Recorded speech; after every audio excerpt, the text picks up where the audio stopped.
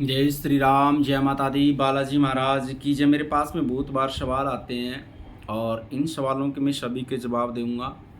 सवाल क्या है, यदि हमारे पास में शक्ति आना शुरू हो जाती है, शक्ति हमारे पास वचन करना, हमारे पास शक्ति बोलना शुरू हो जाती है।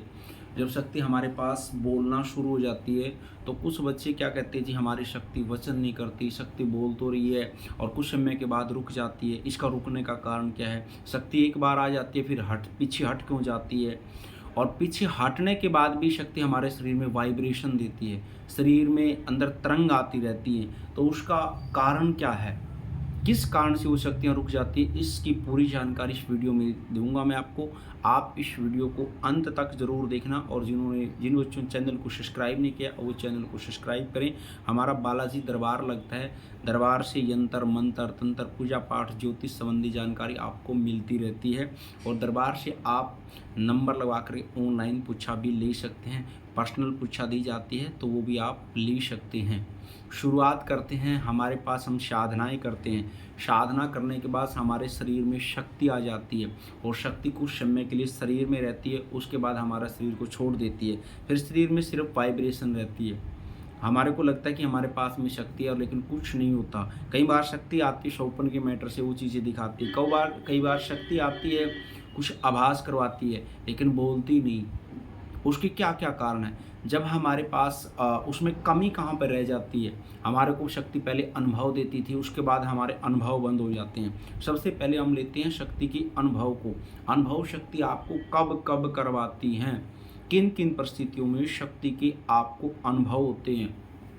जो शक्ति के हमारे अनुभव है, जब हमारे पास में शक्ति का आगमन होता है, शक्ति हमारी बहुत सारी परीक्षाएं लेती हैं। जब आगमन होना शुरू हो जाएगा, शक्ति की बहुत सारी परीक्षा लेना शुरू कर देती है। परीक्षा किस किस माध्यम से लेती है? कई बार हमारे को शौपन के माध्यम से बहुत सारी चीज़ें दिखाती है। साक्षात हमारे शरीर पे शक्ति आ रही है, हम किसी के संकट काट रहे हैं, या शक्ति हमारे को साक्षात दर्शन दे रही है, साक्षात कृपा कर रही है, परिवार के किसी व्यक्ति के ऊपर कृपा कर रही है। इस तरह की जब हमारे पास में कुछ स्थिति बनना शुरू हो जाती है तो उन अनुभवों को हम क्या करते हैं, घर से बाहर या अन्य लोगों को बांटना शुरू कर देते हैं। उसके बाद आपके अनुभव हो जाते हैं बंद। उसके बाद अनुभव बंद हो जाते हैं, दोबारा से आपको शक्ति अनुभव ही नहीं देती। क्यों?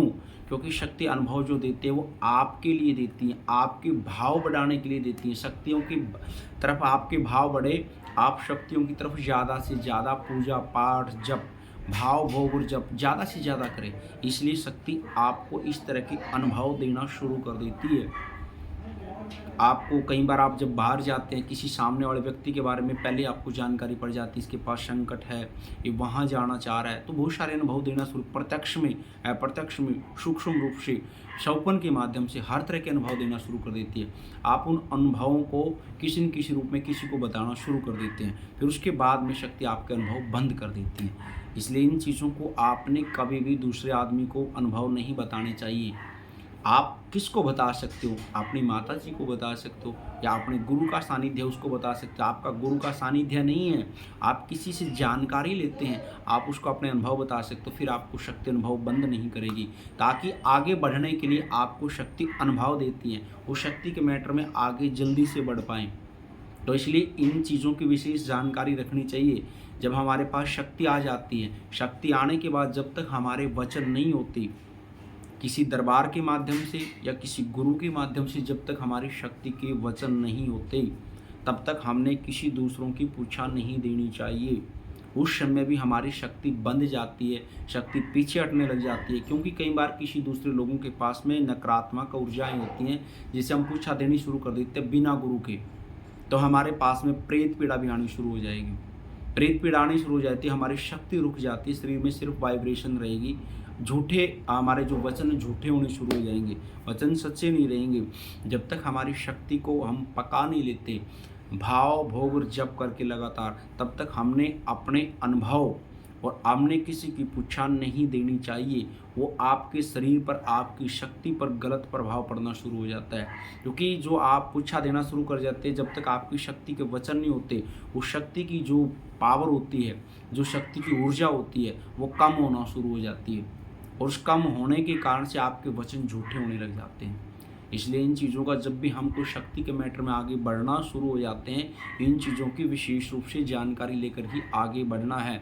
दूसरा कारण क्या होता है, शक्ति तक हमारी पूजा पाठ नहीं पहुंच पाती। वो संकल्प के माध्यम से हमने शक्ति को अर्पण करना है। संकल्प के माध्यम से हम नाम और गोत्र के द्वारा देवताओं तक हमारी पूजा अर्पण करते हैं, तब जाकर के हमारी ये स्थिति सुधार में आती है। इन चीज़ों का ध्यान रखोगे तो आपको कभी भी शक्ति से पीछा नहीं देखना पड़ेगा। शक्ति आपके साथ साथ चलेगी, आगे आगे चलेगी, आपको कभी झूठे वचन नहीं करेगी। और जब तक आपकी शक्ति के वचन नहीं होते, तब तक आप किसी की पुच्छा नहीं दोगे। पुच्छा देनी शुरू कर दोगे तो शक्ति का प्रभाव आप पर उल्टा पड़ना शुरू हो जाएगा, क्योंकि शक्ति अक्षीण होने लग जाती है। सामने कई बार हमारे पास सामने वालों की जिसकी पुच्छा देते हैं, उनके पास नेगेटिविटी का गलत प्रभाव है, दुष्प्रभाव है। बहुत सारे कारण होते हैं दुष्प्रभाव के, उसके कारण से आपकी शक्ति झूठे वचन करने लग जाती है, आपकी शक्ति पीछे हटने लग जाती है। तो इन चीज़ों का विशेष रूप से ध्यान रखना चाहिए। यदि वीडियो आपको वीडियो अच्छी लगे तो वीडियो को लाइक करना, शेयर करना, कमेंट करना।